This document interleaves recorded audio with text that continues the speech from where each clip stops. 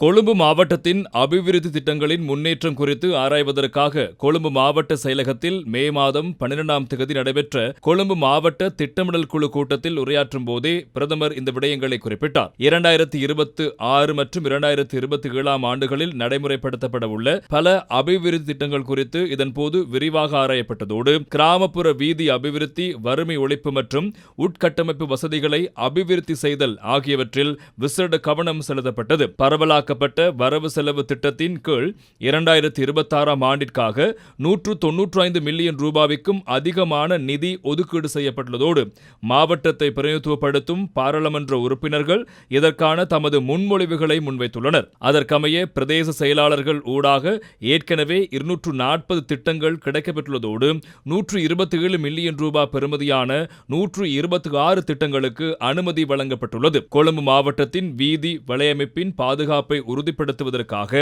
100 million ரூபாய் நிதி ஒதுக்கப்பட்டுள்ளதோடு இதில் அபாயகரமான இடங்களில் பாதுகாப்பு வேலிகள் மற்றும் சமிஞ்சை பலகைகளை நிறுவுவதற்கு முன்னுரிமை அளிக்கப்பட உள்ளது. மேலும் 2027ஆம் ஆண்டை இலக்காக கொண்டு கிராமப்புற பாலங்களை நிர்மாணிப்பதற்காக 100 மில்லியன் ரூபாவும் 50 கிலோமீட்டர் நீளமான வீதிகளை அபிவிருத்தி செய்யவும் திட்டமிடப்பட்டுள்ளதாக உத்தியோகத்தர்கள் இதன்போது சுட்டிக்காட்டினர். வறுமையை ஒழிக்கும் நோக்கில் முன்னெடுக்கப்படும் பிரஜாசக்தி திட்டத்திற்காக 1036 மில்லியன் ரூபாய் நிதி ஒதுக்கீடு செய்யப்பட்டுள்ளதோடு அத்திட்டங்கள் அனைத்தையும் 2026 நவம்பர் மாதம் 30ஆம் தேதிக்கு முன்னர் நிறைவு செய்யுமாறு பிரதமர் உத்தியோகத்தர்களுக்கு ஆலோசனை வழங்கினார். இந்நிகழ்வில் நீதி அமைச்சர் ஹர்ஷன நாணயக்கார, பிரதி சபாநாயகர் வைத்தியர் ரிஸ்வி சாலி, கொழும்பு மாவட்ட ஒருங்கிணைப்பு குழு தலைவரும் பாராளுமன்ற உறுப்பினருமான லக்ஷ்மண் நிபுணராட்சி, பாராளுமன்ற உறுப்பினர்களான சமன்மலி குணசிங்க, ஹசித நிரோஷன, கொழும்பு மாவட்ட செயலாளர் கினிகே பிரசன்ன ஜனககுமார உள்ளிட்ட மக்கள் பிரதிநிதிகளும் உத்தியோகத்தர்களும் கலந்து கொண்டனர்.